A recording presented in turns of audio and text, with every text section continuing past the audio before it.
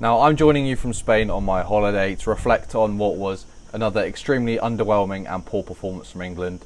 Massively disappointing in so many different areas, with a massive lack of progression over these warm-up games. If anything, some slight regression in certain areas.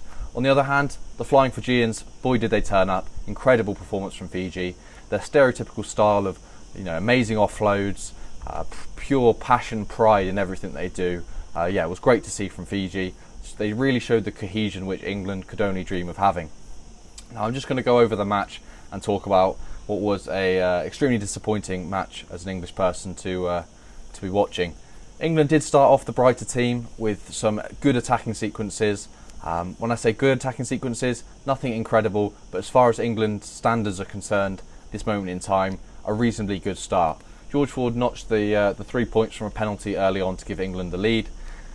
Shortly after that, England do go over to score in what was a good attacking passage, which sent Johnny May over in the left wing. Some potentially poor defending from the Fijians, which led to that try. At this moment, I was very optimistic that England could continue to cause Fiji some problems. Johnny May, the try scorer early on, is the only player in the match day 23 that wasn't in the Rugby World Cup squad. So make of that what you will. After that, Fiji did grow into the game and really showed how vulnerable England are in defence. Kevin Sinfield will certainly not be happy with some of the defensive passages. Fiji working some lovely overlaps, and they took a chance early on to get 3 points on the board and settle into the game.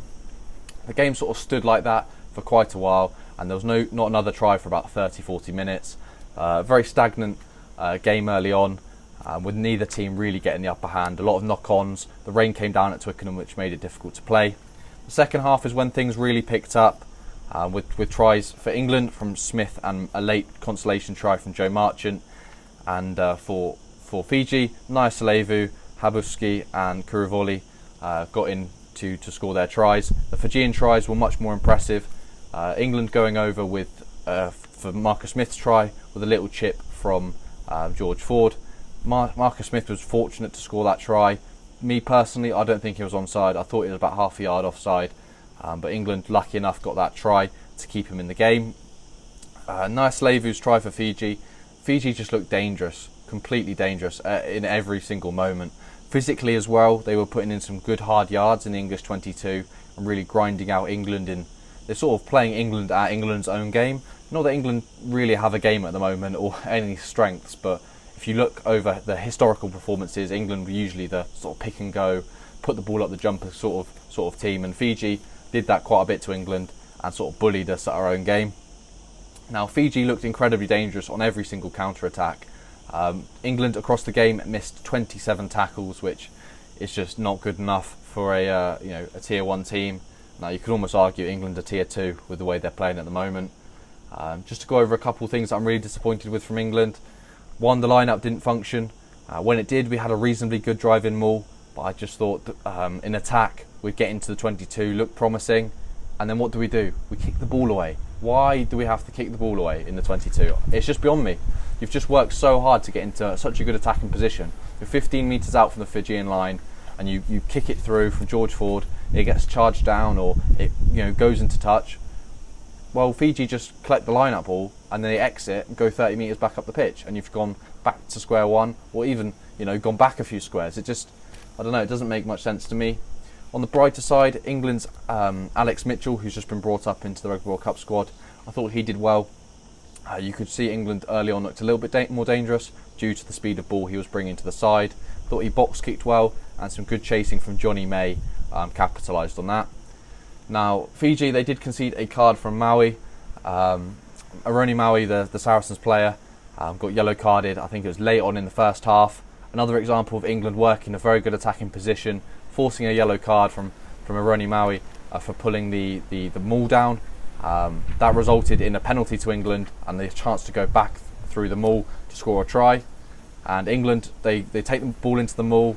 They don't make any real yards. The maul goes to ground, turnover, then it goes to half time. England really need to learn on how to capitalise on those really important moments in a test match. If England score before half time, completely different ball game. Fiji then have to chase the game, make more errors, the pressure's on. It's a real different dynamic. So look, England are massively disappointing in this game. Very frustrated with how they played. Very little positives. I'm not sure Steve Borthwick can say they're building, or we're building week to week. There's a lot to take from the game. At some point you have to take accountability and say, why aren't we winning? Oh, jeez, even the wind's trying to take the win away from Fiji. Look, very disappointing all round from England. Not the game I wanted to watch on holiday, but you have to give all credit to Fiji. The Fijians turned up as they usually do, supporting their team, and look, they deserved that win for sure. And I don't know where England go from here. I'd potentially say bring Marcus Smith into that 10 jersey, as George Ford, he was kicking the ball away again, just simply too much. All in all, the Fijians look the more dangerous team on counter-attack, offset play moves. You just always felt Fiji were going to do something, whereas I just cannot say that for England. Now, I predicted England to win by 5 and scrape out a win through the boot of George Ford. Now, that certainly wasn't the case. There's the potential for that to happen at certain points in the game, with England opting to go to touch, but Fiji were just the more adventurous in every single aspect. I'd even break it down to say, kicking to touch, for example. One of the main things I took out of the New Zealand-South Africa game, what game that was by the way, was the kicking to touch. Both 10s were really going for it, really trying to make as many yards as possible, whereas George Ford was happy to just kick 20 metres.